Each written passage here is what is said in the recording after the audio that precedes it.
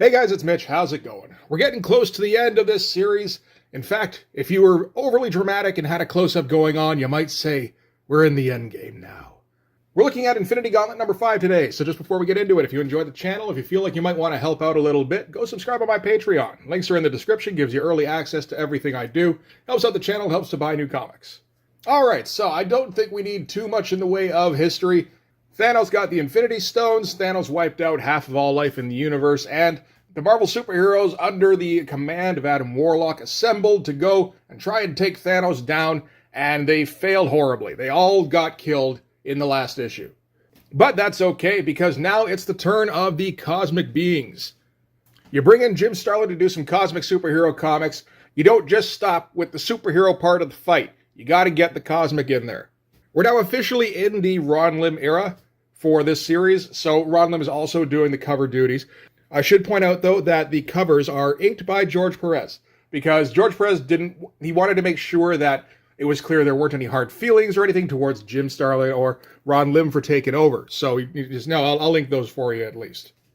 So good guy, George. And we've got our figure of Thanos here with the Infinity Gauntlet, of course, facing off against all the cosmic beings.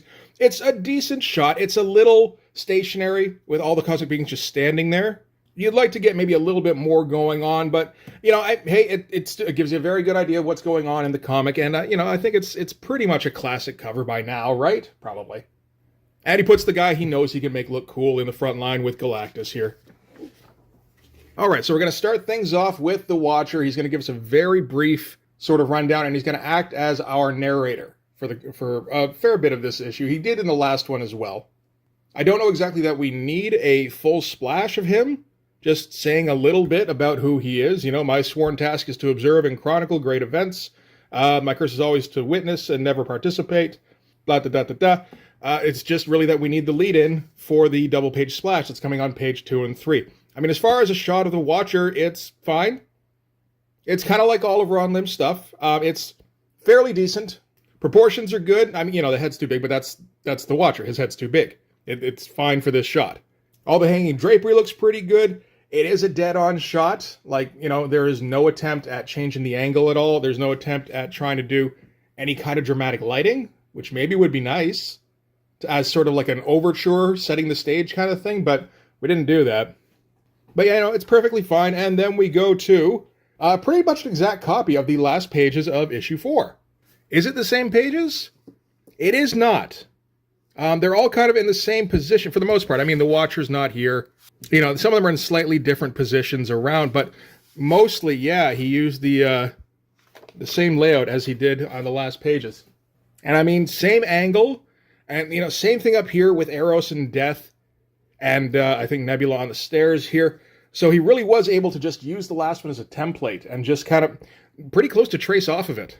Which is interesting. I mean, I don't think I really blame Ron Lim in this case, because he's got to be under a massive time crunch. He's also doing the monthly Silver Surfer comics. I imagine when he does come up with a double-page splash, if it really works and he gets an opportunity to use it again, you might as well, right?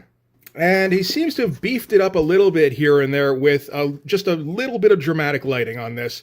So, like, the background here is all in blackness. Same with, you know, like there's a bright light from the celestial beings that is casting some shadows here and there. So Eros and Death have a couple of deep shadows going on. All this stuff back here is black. These guys are all a little backlit where they weren't here. So where he did see opportunities to upgrade it, I guess he did. That's interesting. I had both issue 4 and 5 back in the day. I don't think I ever really realized that that same spread is on the end of 4 and the beginning of 5. Anyway, the celestial beings issue their demands, which are for Thanos to submit and surrender the Infinity Gauntlet. Thanos, of course, declines, and Mephisto's taken the opportunity to kind of rub it in Eros' face a little bit. I imagine Mephisto and Eros know each other fairly well and don't get along particularly, but he's predicting for Eros that this is basically going to be the end of the universe. This is going to wipe out all of existence. I mean, Thanos will survive. Mephisto seems to think he'll probably survive. And hey, you know, once Thanos wins, which he undoubtedly will, he can just create his own universe, which will undoubtedly be wonderful. Nothing special on the page, all looks pretty decent. Meanwhile, Adam Warlock and the Silver Surfer are communicating telepathically with Doctor Strange. He's acting as a go-between between Adam Warlock and the superhero forces, or at least he was. Not so much anymore now that the superhero forces have all been wiped out. But Warlock's advising Strange that the celestial powers are all arrayed against Thanos and are about to strike. And he goes, oh, fuck. And strike they do. These are some nice shots. I mean, I like this shot here with just like the blinding light just completely obscuring everything. And he always draws, Ron Lim always draws like a decent Silver Surfer. He's had enough practice at that, at least. I'd say the only problem on this page is Doctor Strange himself, because Ron Lim's not great at drawing, like, just people faces. He's okay sometimes. They do all tend to look the same. And he draws the noses too long. At least at this time. Well, this is a quick couple of pages at least. This is the early opening salvo between Thanos and the celestial beings.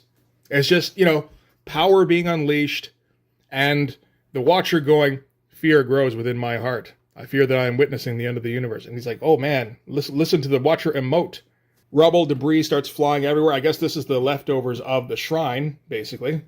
And we zoom in on Eros, who's pretty sure he just died until he opens his eyes and finds that Mistress Death has saved him and Nebula. So it's not just a case of, like, Death is neutral on Thanos. Like, she is actively opposing him now at this point. And Warlock and Surfer are recovering from that, just the huge barrage of energy. They were a light year away. Apparently that was a little bit too close. And Surfer starts to notice a wave effect happening.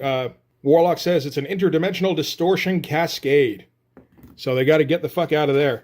So Surfer grabs up Adam Warlock and they take off. And whatever the distortion cascade thing is, it's basically just warping reality. And I guess wears thin spots in the space-time continuum. So we cue in on Earth. This is Earth, the brown rock floating in space, which has, of course, been knocked off its axis and is slowly floating away from its sun, and is a little bit too close to the distortion cascade, which triggers a warp of some kind, which basically teleports Annihilus and his army onto Earth, which is experiencing an ice age.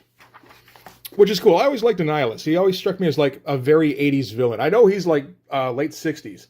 But he seems like he would be right at home in, like, the He-Man toy line. And we're not going to focus on Annihilus or whatever's going on Earth. That was just to remind us, hey, bad shit's going on all over. So back to Thanos and the cosmic beings. So Thanos has saved himself a scrap of rock from the shrine. And he's got Taraxia still with him. Taraxia gets the privilege of being right by Thanos' side as everything in the universe tries to kill him. That wouldn't be remotely terrifying. Start out with some Celestials who are wielding planets as weapons, which is a neat idea. I assume that means that they're hurling planets at Thanos, which would be cool. It doesn't really come across as that because Thanos is just, like, way too fucking big in that he's visible. We should be seeing this from Thanos' perspective, if anything, if that's the idea. And then just, you know, planets lining up, and you have no real sense of distance, other than just, like, there being, like, just cosmic shit going on everywhere. That might have been a little bit more effective. Hard to say. It's a cool idea, though, where, like, this is how the Celestials wage war. But Thanos just obliterates all of the planets that the Celestials have lined up to use on him. Which is a pretty cool shot. Like, the shockwave and everything looks great. The big blast. And so they're all going to take their turn one by one to try and take down Thanos. Kronos is going to try and drop Thanos down through a whole bunch of different time eras and see if he can try and disorient him enough for something. The problem, of course, being that Thanos controls the Time Stone, which basically means he is time. He has complete control over it. Kronos can manipulate time, but that's not quite the same thing. Like Jim Stone says here, it's like striving to drown an ocean. Not a bad-looking page, for the most part, here and there. We're always going to come back to this particular motif of Thanos as a god character, where he's just like the outlines that Jim Starlin first came up with in, I believe it was Captain Marvel, like 32, 33, around there, where he has the cosmic cube. So Thanos, of course, escapes from whatever the time trap is, and then he's assaulted by Order and Chaos, who seem like a very, like, late 60s or early 70s sort of invention. I know we saw them in Marvel 2-in-1 in 1977. But they're basically going to try and, like, split Thanos by cubifying him one way and then turning him into spaghetti on the other side.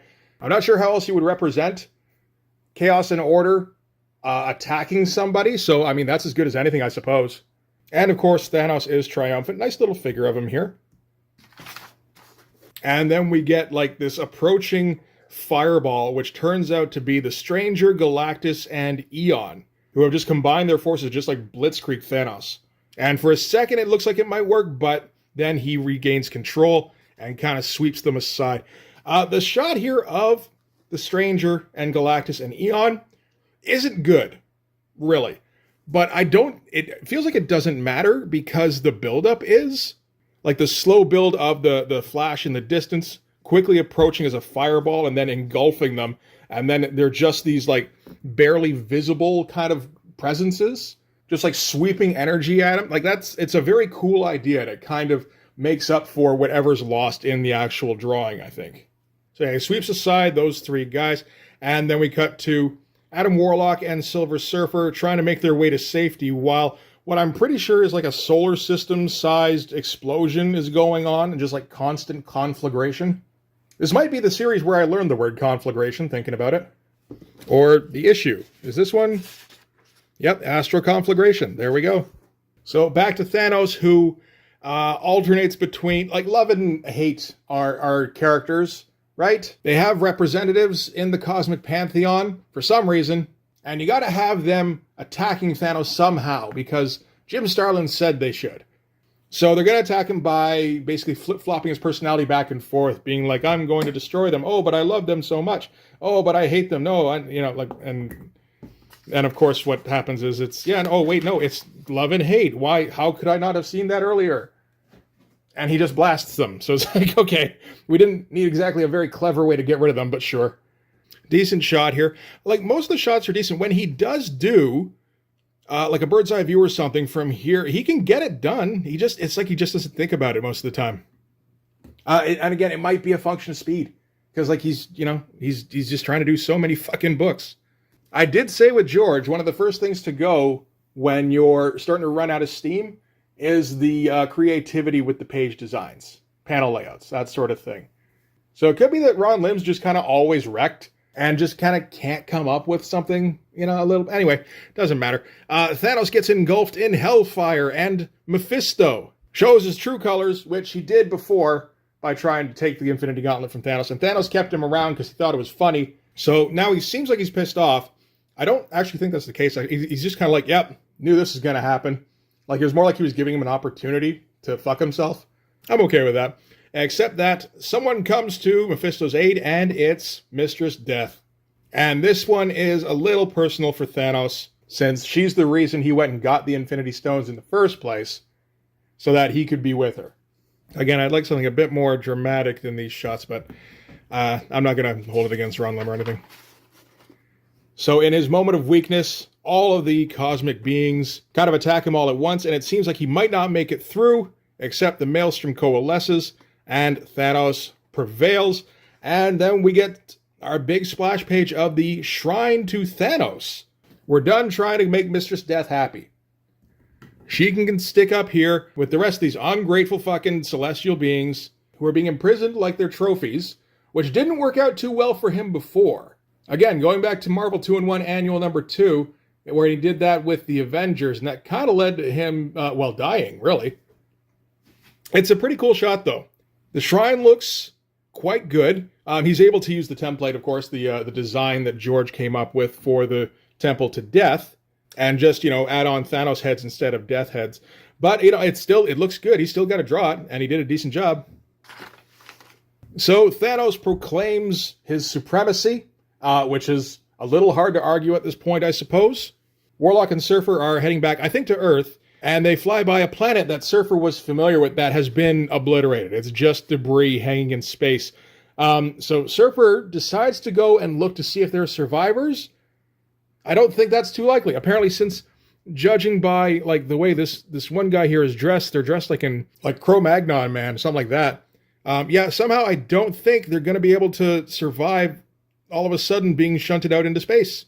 And this just kind of serves as an opportunity for Adam Warlock to drive home the point that this is why we have to wipe out Thanos. if we just let him run rampant, this will be the fate of the entire universe. And speaking of Thanos, we flip back to Thanos as he gets ready to take on Eternity. So this is the big one. Eternity, of course, is the physical representation of reality in the Marvel Universe. A very Kirby character. You can usually tell when they got the weird-ass fucking horns going on. And a cool idea. So Thanos just flies at Eternity. And yeah, they're going to go at it. And even though they've been flying away from the shrine, the impact still rocks the Surfer and Warlock.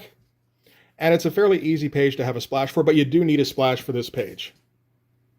And I mean, it's not like, I don't think Ron Lim's taking too many shortcuts. Like, this page here is pretty good. I like this shot of Eternity. He does a good Eternity. And Surfer's like, this has to be the end. We're all dead. The universe is dead. And Warlock is just like, not just yet. Somebody won that. Surfer's like, who? And he's a little cryptic, but Thanos won. And he's like, but he's only going to lose when his subconscious desires betray him. And they've mentioned that a few times before. That's the key to defeating Thanos, is basically just waiting for him to defeat himself. And they teleport back to Doctor Strange to, I guess, strategize for Plan C? I'm not sure exactly where you escalate to from here. But back at the shrine to Thanos, the results of the conflict, like the energy that just got dispersed, is all kind of sucked back in to the shrine here, which is kind of a cool series of drawings, actually. It's pretty good. And at the end of it, Eternity has now been imprisoned in the big prison. And Arrow sees that, and he's like, wow, I didn't know we could get this kind of fucked. And Taraxia attends to Thanos, who's collapsed in his throne. It's like, oh shit, maybe they both got defeated. Except that Thanos has usurped Eternity. And that's a pretty sweet page. I gotta, like, you know, it's not hyper detailed or anything, but everything works as it should. And, you know, the shot of Thanos as Eternity, like, you know, that's potentially chilling. And off to the side, the Watcher sees this and he goes, well, this Watcher can only conclude that a valiant effort to save this plane of existence has failed. It's like, better luck next time, guys. And, I mean, this is the moment now where we have to defeat Thanos, because there's nothing for Thanos to do at this point.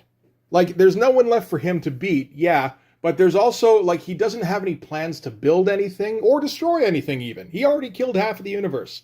And he did it for Mistress Death. He's not doing anything for her anymore. He has no goals.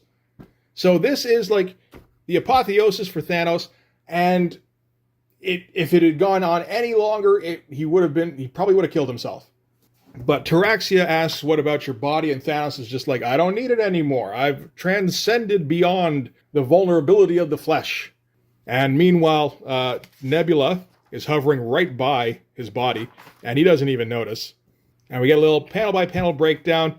Not a great one, but, you know, you get some moment-to-moment transitions of just Thanos and Taraxia and Eros awestruck, and Nebula focused on the gauntlet. Thanos being, you know, like, he's brain dead. He's not in there. He's out and he's in the cosmos.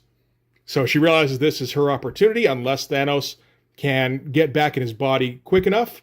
Taraxia notices, but too late, and leaps for Nebula right as she takes the glove off of Thanos and puts on the gauntlet, which sucks Thanos back into his body. That's a cool shot. He's got up with some good ones here. I feel like we've gotten a couple of consecutive, like, slightly creative panel design choices from Ron Lim. So, I mean, she was pretty much brain dead, but, like, pretty much isn't 100%. Apparently just enough left in there to know that she wanted the gauntlet. And once she's got it on, she's able to restore herself completely. And naturally, the first thing she's going to do is turn to Thanos and disappear him. This page, not particularly great. Some of the previous ones, though, pretty good. Can't complain too much. So back at Doctor Strange's place, Adam Warlock and the Surfer are discussing things when Adam Warlock becomes aware that there is a change in ownership of the Infinity Gauntlet. Because, of course, Adam Warlock spent, decades in the Soul Gem, so he's, like, inextricably linked to the Soul Gem in particular, but by proxy also the rest of the Infinity Gems. But Warlock is saying this is a case of going from bad to worse. I mean, Thanos was, he was a nihilist, and, like, he wanted the destruction of pretty much all life. Nebula is fucking insane because of months of torture. So like Thanos, yeah, bad, definitely, but reasonable. There's no reasoning with Nebula. And from there we cut to Thanos, who is doing his Thanos thing where, you know, when he gets killed, or well, maybe not even killed, he just gets kind of teleported away and he reappears somewhere floating in space. And he's just kind of hanging there. He's done this a few times before, but Taraxia goes with him, and Thanos didn't think far enough ahead to give Taraxia the ability to breathe in space without Thanos being in possession of the Infinity Gauntlet. So that's it for her. That's a shitty way to go. And Thanos just gets to sit here. I don't think he has the mechanism anymore, because he had one before. When he got killed back in Captain Marvel, when he reappeared just floating in space, he had I think a ship that would come find him, scoop him up, and send him on his way again. He doesn't have that anymore. The closest thing he would have had was his Metron chair, and that got destroyed when he was searching for the Infinity Stones. And I mean, he could have made himself another one at any time when he had the Infinity Stones, but when he had the stones, he didn't need it anymore, right? So he's just kind of stuck floating here until something happens. But thankfully, because we need to get through this miniseries, something does happen immediately as he gets teleported away to Doctor Strange's house. So Adam Warlock wants to chat with Thanos, but Surfer's not having that, because as soon as he sees him, he loses his shit. And Adam Warlock's like, God damn it, I told you. And we're gonna get a big old cosmic throwdown in the middle of Georgetown. That's a fun shot. A little standard, but like, you know, he's doing some fun stuff with the energy blasts. And, okay, Adam Warlock tells Doctor Strange to summon some people to restrain the Surfer and Thanos. So he summons Drax and Firelord and Doctor Doom and the Hulk and Thor, which is confusing now that I've read number 4 again so recently, because Thor is dead. Thor got turned into glass and shattered by Thanos. The other guys do make sense. Drax and Firelord got thrown down through like hundreds of millions of years. We never really did see what happened to Doctor Doom, other than he ended up like just a smoking husk in his armor, but like still alive the last time we saw him. The Hulk was shrunk down real tiny and teleported back to Earth. But yeah, no, Thor got smashed, man. He was a fucking Hummel. And not a particularly dramatic shot of them entering, but I guess we're kind of over that. We have seen enough of these guys in particular that it's not really a big deal to see the Hulk and Doctor Doom and Thor and all that in the comic, I suppose. But they do restrain Surfer and Thanos, at least for the moment, long enough that they can have an actual conversation. And from there, we're going to cut back to Nebula, who, is pretty much on her own right now. Thanos had Mistress Death, he had Mephisto, he had Eros, and, he did have Nebula. And Taraxia eventually. Like, he had this whole clique that he'd brought in, a lot of them didn't want to be there. But, he's the big dog. You got to go along with the big dog. Nebula has nobody. Anybody who would be any use to her is trapped behind her in the gigantic cosmic being pen. And of course, her brain has been wrecked over the last few months, so she's just trying to cope with cosmic awareness on her own with a non-functioning brain. I'm sure that'll be fine. So we're all going to sit down in Doctor Strange's fucked up living room, because people keep crashing into it, and have us a nice little chat about how to proceed. So this is around the time when Jim Starlin's decided that Thanos is going to be an anti-hero going forward, which I don't know that I really agree with. I think it's reasonably laid out, and as an arc, it's not bad for the character. The problem is that it starts out from a place where Thanos eliminated half of all life in the universe. Now that does... Okay, you know what? We should come back to that. So anyway, Adam Warlock asks everybody to leave so him and Thanos can have a little chat. Warlock asks for Thanos' help in taking down Nebula. Thanos is like, what if I don't want to help you? What do I get out of this? And Adam Warlock says, knowledge about yourself. And Thanos is like, what, like you know something about me that I don't know? And Warlock is like, yes, I do. I was in the Soul Gem when it was sitting on the back of your hand. I know you like nobody knows you, which is like terrifying to Thanos. Because, he's a nihilist, he's a narcissist, but he also doesn't, he's also the kind of narcissist who doesn't look at himself too closely, because, you might not like what you see too much. And what Warlock tells Thanos is, this was always going to happen. You keep getting yourself into similar situations to this, and you keep failing. Why is that? Every time you get close to cosmic power, or you gain cosmic power, which is something pretty much nobody can ever do, and then immediately lose it every time. Why would that be? Why would that be? Because deep down, you know you don't deserve it.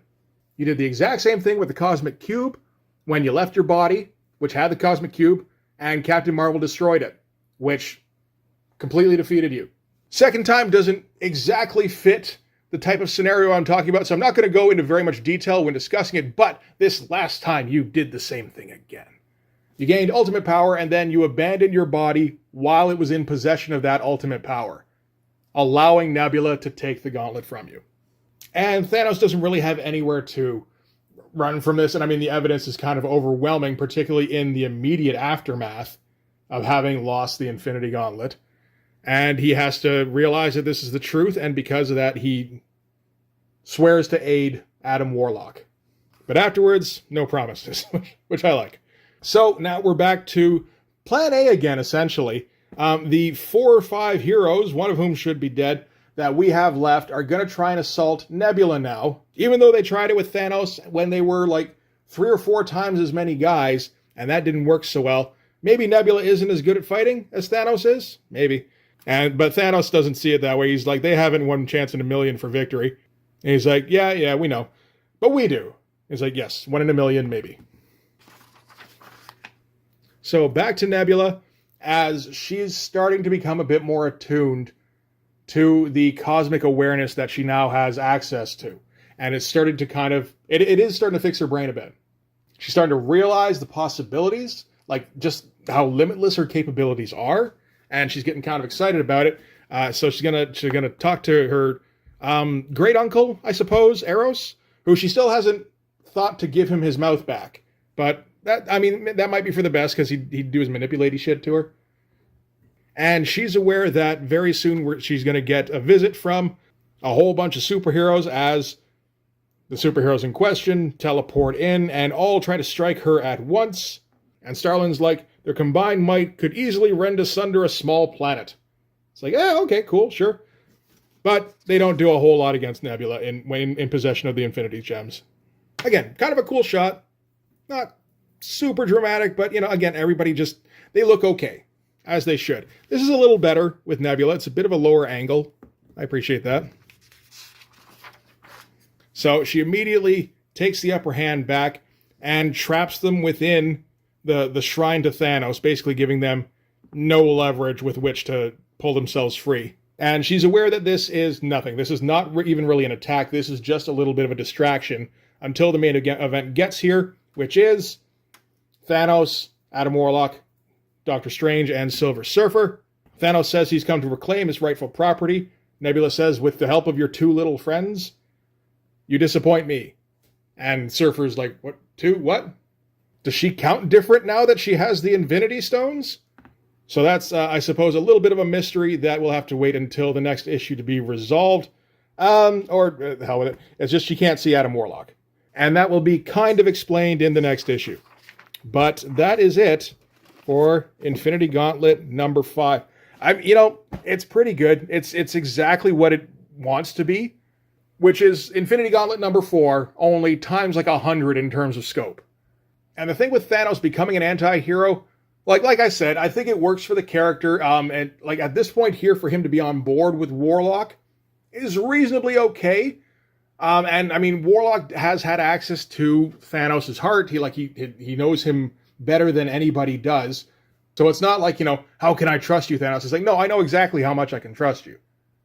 Everybody else being on board with Thanos immediately is a bit of a stretch. But they are able to subdue him, right away without really any trouble. So I guess it's more a matter of, well, even if I don't like this, it doesn't matter. It's not really a problem. At least not right now. Which only leaves the problem of Thanos being genocide doesn't even begin to cover it. Wiping out half of all life in the universe, basically because he could, is pretty tough to come back from. It does get reversed in the next issue. There is always that. But that's still a bit of a tough pill to swallow. We'll see if Jim Starlin can bring it together in the next issue. I think he can, if I recall correctly. But anyway, that's going to do it for this one. Thanks very much for watching. If you like this video, please hit like, hit subscribe, hit the notifications so you know when the next one's coming out. Go over and subscribe on my Patreon. Gives you early access to everything I do, from the Blood Force stuff to the YouTube videos before they get uploaded to YouTube, as well as some Patreon exclusive content. You can also follow me on Instagram and DM me there for commissions, and you can join the Blood Force Discord server. But yeah, that's going to do it. Thanks again for watching, guys. I'll see you in the next one. Bye-bye.